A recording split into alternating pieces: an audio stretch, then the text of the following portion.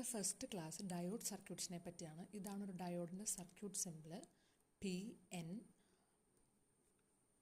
Clear ആയിട്ട് ഇവിടെയുണ്ട്. So അതെന്ന് വെച്ചാൽ ഇതാണ് ആനോഡ്, ഈ ഒരു സിമ്പിൾ ആനോഡ്, ഇത് കാത്തോഡ്. ആനോഡാണ് P, കാത്തോഡിലാണ് നമ്മൾ N ഡോപ്പ് ചെയ്യുന്നത്. ഇനി modes of operation of diode, അത് 2 മോഡ്സ് ഉണ്ട്, ഫോർവേഡ് ബൈസ്ഡും റിവേഴ്സ് ബൈസ്ഡും. ഇനി എപ്പോഴാണ് ഫോർവേഡ് ബൈസ്ഡ്, എപ്പോഴാണ് റിവേഴ്സ് ബൈസ്ഡ് എന്ന് നോക്കിയാൽ, വോൾട്ടേജ്, ഒരു ഐഡിയൽ ഡയോഡ് നമ്മൾ കൺസിഡർ ചെയ്താൽ വോൾട്ടേജ് V അത് ഗ്രേറ്റർ ദാൻ 0 ആകുമ്പോഴാണ് ഫോർവേഡ് ബൈസ്ഡ്. ഫോർവേഡ് ബൈസ്ഡ് ആകുമ്പോൾ കറണ്ട് പിയിൽ നിന്ന് എന്നിലേക്കാണ് എന്ത് ചെയ്യുക, ഫ്ലോ ചെയ്യുക. അപ്പോൾ നമുക്കറിയാം കറണ്ട് ഫ്ലോ ചെയ്യണമെങ്കിൽ ഓൾവേസ് അവിടെ ഒരു പൊട്ടൻഷ്യൽ ഡിഫറൻസ് ഉണ്ടായിരിക്കണം.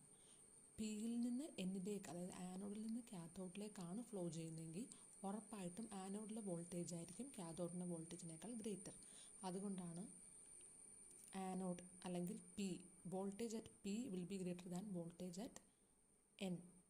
ഇതാണ് ഫോർവേഡ് ബൈസിൻ്റെ കണ്ടീഷൻ. നമുക്ക് രണ്ട് രീതിയിൽ പറയാം. ഒന്നെങ്കിൽ വോൾട്ടേജ് ഗ്രേറ്റർ ദാൻ 0, ഒരു പോസിറ്റീവ് വോൾട്ടേജ് അപ്ലൈ ചെയ്യുമ്പോഴാണ് ഫോർവേഡ് ബൈസ് ഉണ്ടാകുന്നത്. അല്ലെങ്കിൽ പറയാം പിയിലെ വോൾട്ടേജ് എന്നിലെ വോൾട്ടേജിനേക്കാൾ ഗ്രേറ്റർ ആയിരിക്കും.